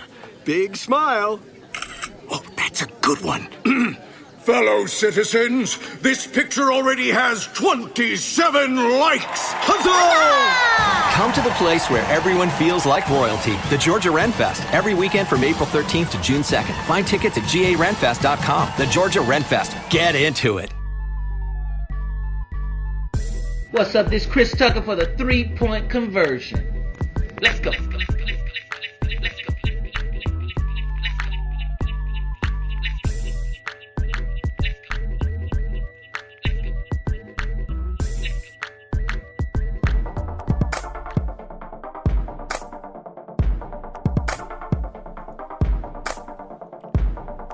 All right, we are back inside the 3-point conversion sports lounge. And what do you have here? What do we have here? We have Dr. Fowler in the building. What's going on? Hey. I miss you guys. Had to come in person this time. Hey, man, how's it going? Doing well, doing well. How you guys been? I'm great. Good, I'm great. good. This is Dr. Fowler III, Donnie Fowler III, and he's an orthopedic for Ortho Atlanta, and he's here for our Ask a Doc segment. This is where we get a chance to figure out about these injuries, why it happens, what is the cause, how it's going to impact the players or team. So, and then he shares his sports knowledge as well. Surprised he hadn't said Duke yet. So, but anyway, Dookie got drafted. Daniel Jones. There you go. And he's proud of Daniel Jones. So you know he's a Duke fan when he's proud of Daniel Jones. No, I'm just kidding. All right. So first, man, you know, this Milwaukee-Boston series is taking a turn. Milwaukee's up 2-1.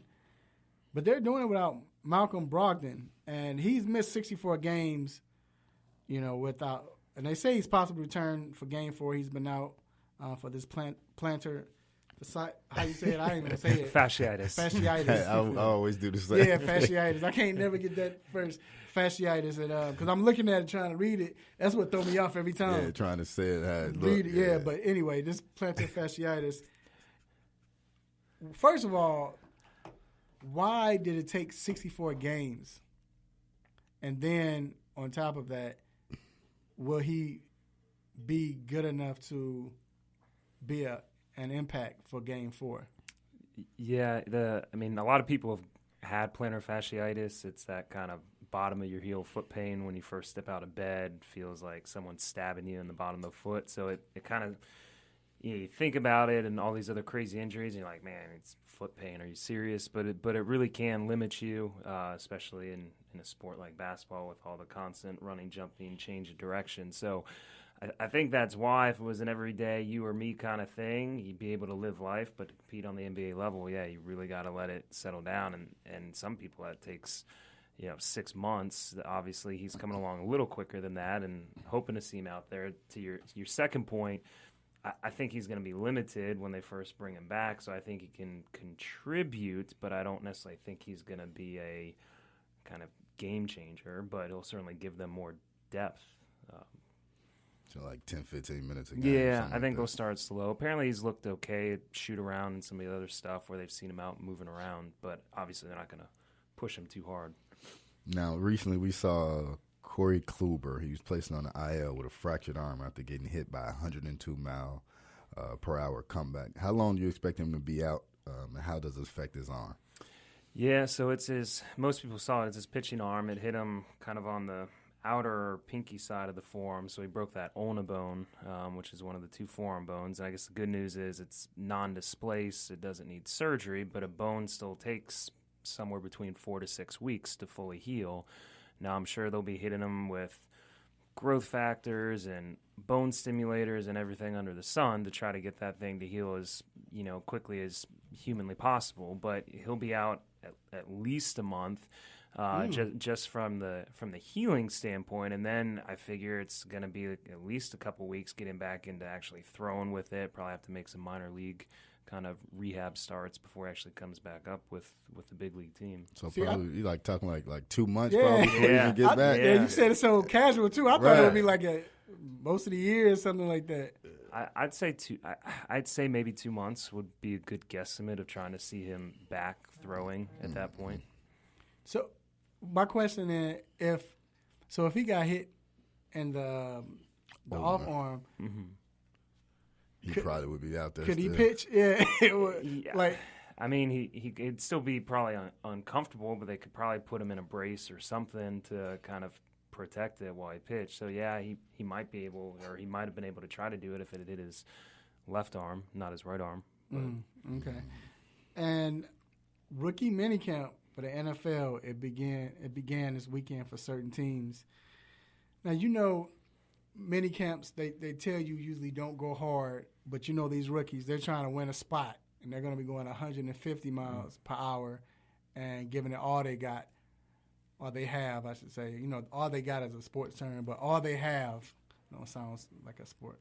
But anyway, do you think that's wise, knowing that if some of these players hadn't went out and worked out, or not worked out, but ran like that and went full speed, you think that can cause injuries?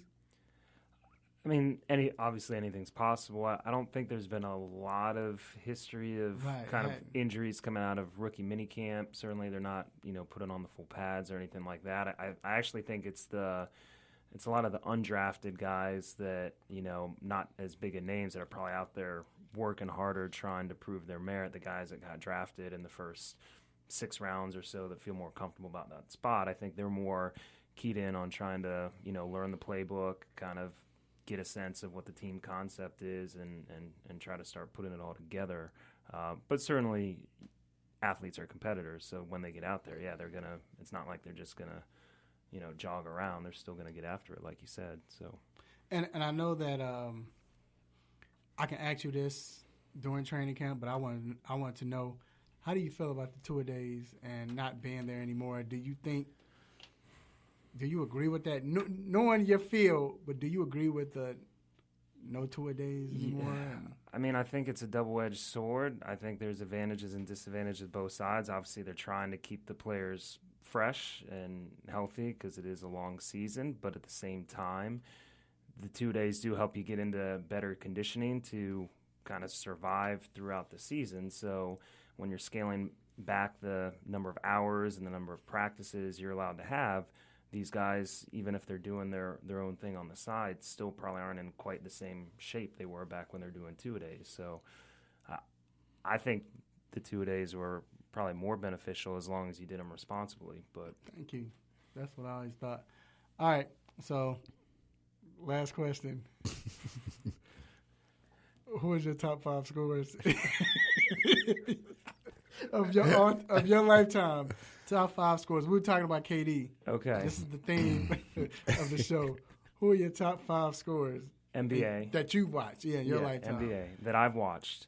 I know you don't have that much time. No. I mean, I'm sure I'll hit obvious ones. Scores. I'd go Jordan. I'd go Kobe. I'd go Iverson. I would probably say. I guess I'd put KD there. I'd put KD there now, and I think I heard it when I came in. I think you might have to put T-Mac in the conversation too. But okay, respectable. Yeah, that top 4 was pretty much around everybody the board. went. The 4 was around the board. Yeah, right.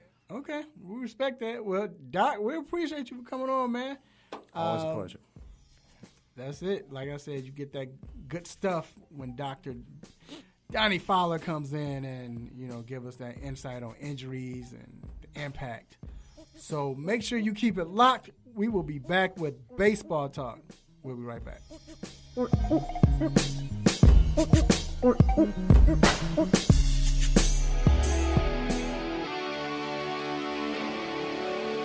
Have a sports injury? Need to see an orthopedic doctor? Ortho Atlanta is one of Metro Atlanta's largest orthopedic and sports medicine practices, providing orthopedic and sports medicine care for the whole family. With 37 physicians and 14 offices, the practice provides the highest level of care for injury of muscles, joints, bones, and spine. Ortho Atlanta offers convenient access to a full range of musculoskeletal surgeons and specialists. Ortho Atlanta also offers on-site physical therapy, pain management care, MRI imaging, and workers' compensation care. The Ortho Atlanta surgery centers in Austell and Fayetteville provide cost-effective, same-day surgical procedures in an accredited outpatient center. Hip, knee, shoulder, back pain? Ortho Atlanta has you covered with specialists in all areas. Same-day appointments, orthopedic care for the whole family. Ortho Atlanta, Atlanta's choice for orthopedic and sports medicine care. Learn more at www.orthoatlanta.com.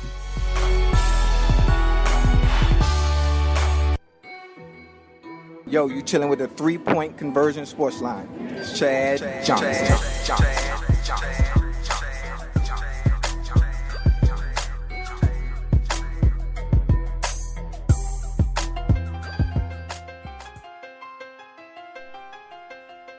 All right, we are back inside the 3-point conversion sports lounge. I promise you all, Battlegrounds is coming.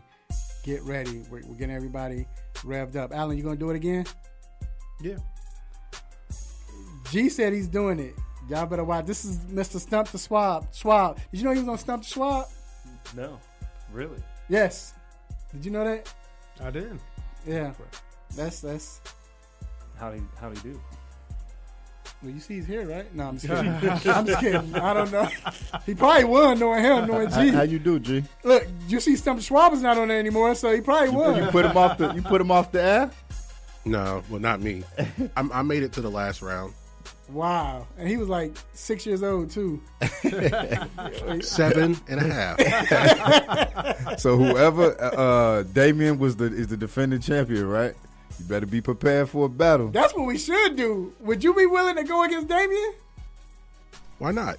Oh, next week. Nice. I'm going to ask Damien if he's ready. Damien, if you're watching next week, we're going to have you go up against Let's do it. G, Mr. Stump the Let's Schwab. Let's do it. Wow, sure. We might, he playing around, we might do a Battleground Stump the G. And if G ready, we might do it like that. Have but a anyway, session there yeah, once in a while where they call in and go against G because he be prepared. I know it. So, all right, Major League Baseball. It's alive and well, and we finished April this week, and man, April was a month for baseball stats and everything. But definitely want to go just across the board as far as the standings so far. And Tampa Bay right now in the American League East is up. Their record is 21-11. Yankees are behind them 2.5 games at 18-13. Any surprise there? No, considering the Yankees have a lot of injuries, so I think that they're basically surviving right now, and I'm optimistic at the way that they continue to play with the injuries. So at some point Tampa Bay is gonna come back down to earth. So I'm optimistic. I'm not so sure. Tampa Bay was pretty good last year. You know what I mean? And now they got that extra year under their belt. Like, this could be their year, so we'll see. I'm more surprised about Chris Sale being, 0-5, and Boston being 15-18. Right, yeah, that's the biggest. All right, in the AL Central, the Minnesota, man, this is like the boring division in baseball. I'm sorry, did I yawn? Excuse me, y'all. But Minnesota Twins. But it's not that bad when you actually look No, at it. This is very competitive. It's just boring. Like, why is this division boring? I don't know, man. Like, you don't have Tim Anderson might be the only spark. You know what I'm saying? Abreu maybe, but Minnesota Twins, they're 19-11. The Cleveland Indians are 17-13. Then the rest are just like Detroit. Yeah, they're 2.5 games behind, and the White Sox are 3 games behind. That's what it is. All right, so the AL West, I'm sorry. The AL West, now, Houston came back in this week, in they past week. Now they have the lead in the AL West at 18-14. The Mariners fall to 18-16, and the Rangers and Texans are 3 games back. You forgot about the Angels. Angels. What I say? I said Rangers. The Angels and Rangers. Yeah, Texas Rangers. Sorry. Then Oakland A's. They're only 4 games back. That's a competitive division. This is very competitive. Seattle. Do you think it was just? Yeah, it was the beginning of the season. That's you know it. how it goes. Some team always jumps out and just. Dr. Fowler, do you feel that it's a wrap for them? Basically, like they're going to fall and continue to fall? I mean, I think they'll be competitive, but I think they're going to fade. I don't see anyone really keeping up with Houston in the long term for that division. Okay, all right. So now with the National League East, we have the Philadelphia Phillies. They're up 8. They're on up in the division. They're 18-13. The Braves are 16-16. The Mets are tied at 16-16. And Washington are 13-18. And you don't even have to mention. No, I'm not mentioning Miami. So with the Braves in this division, they're 16-16. Mm-hmm. If they had pitching, of course, we all know they'd probably be maybe the best team in baseball almost.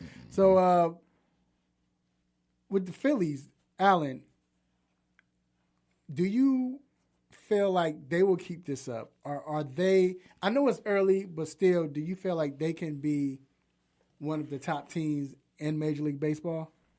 I mean, certainly in the National League. I think the pitching, the consistency in their pitching is going to be key. I think they'll hit better as the season goes, but I think the consistency in their pitching staff is going to tell a lot about how good they can potentially be.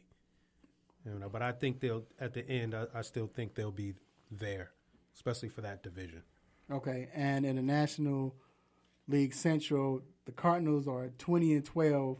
The Cubs have won what are their last 10? They've won 8 out of their last 10. They're 17-12. Milwaukee is 18-16, and Pittsburgh is 4.5 games back at 14-15. Dr. Fowler, I asked you because I know how you feel. The Cardinals, I mean, they just keep winning. We're Cubs fans. Me and D almost hate the Cardinals because they just won't go away. But do you think they're going to stay at this pace and win this division, or do you see the Cubs came back and like what do you think about this division? Yeah. I mean, like you said, Cardinals are always there. Cubs have obviously been there for the most part recently too. They got off to a pretty slow start and look like they're kind of found their swagger.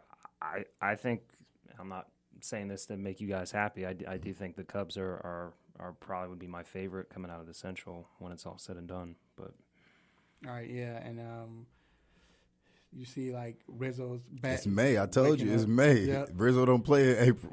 Right. Then the reason why Milwaukee's 18-16 just because of Yelich just himself. Like if it wasn't for him. Whatever happened to Braun? Like, man. He stopped taking steroids. No more PEDs. He stopped taking steroids. Man, I was rooting for him just so he, like, I didn't want Milwaukee. I wasn't. But I'm saying, for the Brewers. Right, but I wanted him to, like, this is horrible. Another reason I wasn't because he just flat out lied. In the way he lied and stuck with it and said, let's do another test. And, yeah. Well, I wasn't mad because that's what we was taught when we were younger, and then now when you get caught, as men, that's something else. Yeah. That's a whole nother, I'm just that's saying. a whole nother conversation. Right. This is on paper. You got caught. When you get caught like that, you go ahead and say, you know what? You're right. You know what I'm saying? Put your hand up. I made a mistake. Right. You know. All right, and then the National League West, the Dodgers are 21-13. Followed by Arizona, who is 19-13. The Padres are 18-15. Machado is doing nothing. Absolutely nothing. The Rockies and San Francisco, they're 4 and 4.5 respectively. So in this division, any surprises here? Actually, Arizona being right there is a surprise because they got rid of their home run hitter in Goldschmidt. So you really wasn't expecting them to do as much as they're doing. But their pitching is doing it, and they're like one game behind, and the Dodgers have been playing almost all world. Right. Yeah, that's true. And they got as of right now with Bellinger doing what he doing, geez. He's incredible. Dude, here is. Yeah, it's a shame. And you mentioned Bellinger. It's a shame, man. This dude, he's batting .415 right now with 14 home runs and 38 RBI. He had the best April ever, like in history. Yeah, like he should get something for that other than just player of the month. Like he should what's crazy is Yelich.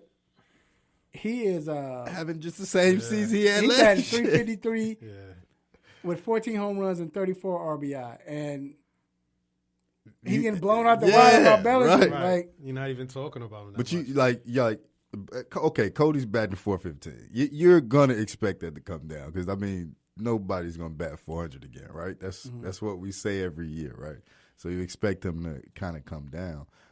But if he doesn't, or even if he comes down just on the batting average, we're looking at a possibly triple crown. So with all of these players, who do you think? So because you look at all of these batting averages are 340. I mean, look, we have just over 330 is 5, 6, 7, 8. 11 batters. Yeah, over 330. It's a lot. This early. It's early. It's early. It's early, right? Like Tim Anderson, we're waiting for him to drop. Come back to earth. Right. And he had that baby. Yeah, that baby. Like this season dedicated to my baby. Yeah. I don't know, man. I kind of expect everybody kind of to come down. Like there are going to be some 320 hitters. Like I don't see this many people batting 340. Right. 350. You just seem like you just don't see a lot of players bat look good in averages this long, this early, and this long. Yeah. So I don't know, but that's the baseball diamond report. Like I said, there's still a lot of baseball left to be played. You know, it really doesn't count until we get to the All-Star thing. Like after the All-Star, then that's when you start counting. That's when it start counting. So we're gonna take a quick break. We will be back with our what's on our mind. Oh, one more question. What's your top 5?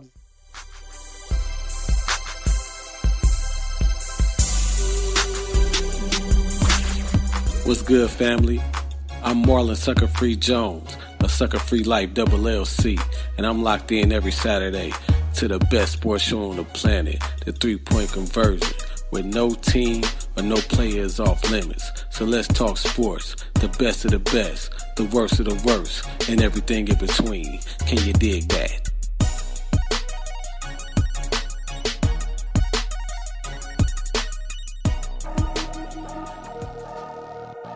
It's time to get in the mind of Mr. Controversy and the Intellectual with What's on My Mind.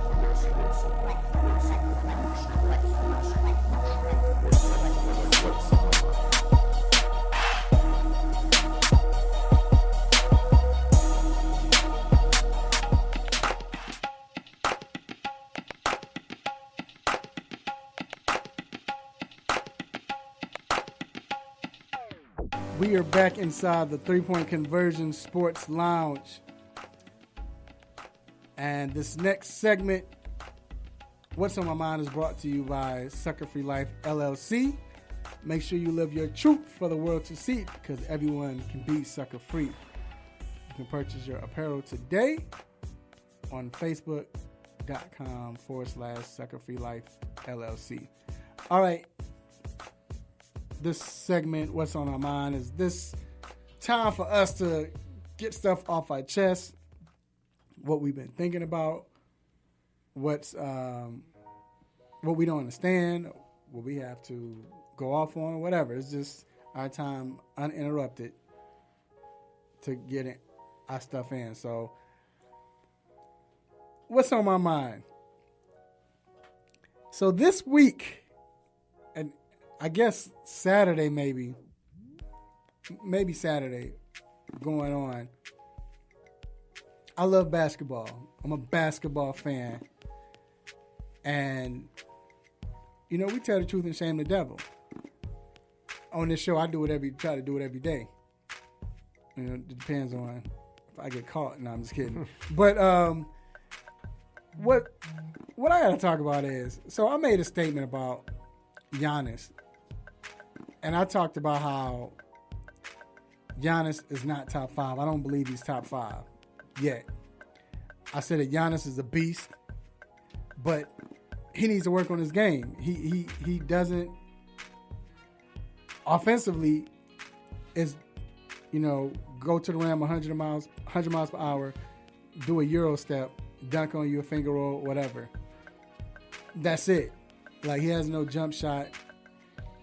He's not posting you up. He don't have a pull up. But that's fine because he's 25 or 24 years old. He has time to grow. LeBron's game wasn't developed until at the end of his Miami, tenure. You know, Kobe's skill set was crazy, but we saw Kobe's game mature as Shaq left. But either or, people jumped on me like I said he was garbage. I didn't put him on a garbage list. Now, I was tempted after game 1 and 2, but I didn't. You know what I'm saying? He's a beast. But you can't get mad because of the fact that I said what he needs to work on. He'll probably tell you that also. My thing is, a lot of people get in their feelings because they always say this. They look at the obvious. The obvious is, oh, he had 29 points. He's averaging 27 points, 13 rebounds, and 8 assists. He plays defense. Yes, he plays defense. He blocks shots from behind. I mean, about 8 feet, he should block shots, but he plays defense. But let's be honest. What else can he do offensively? People say, you always talk about go-to moves. Well, a go-to move means that when your other I guess part of your game, your arsenal is not working, your go-to move is a go-to. I know I can score off this. He doesn't have one yet. When they're playing you to drive, you can't shoot the jumper. He made some threes, and somebody said, oh, he made 2 threes. Yeah, but he made 4 air balls also from the 3-point line. I'm just saying we have to be real. Stats can be deceiving. They are deceiving. He's very good, but not top 5 yet. And once he worked on his game, league, watch out. LeBron's going to be rolling his eyes because he's going to be jealous because this guy has it, you know. But until then, y'all just relax. He needs to work on his game. That's what it is. That's what's on my mind. Not top 5 yet.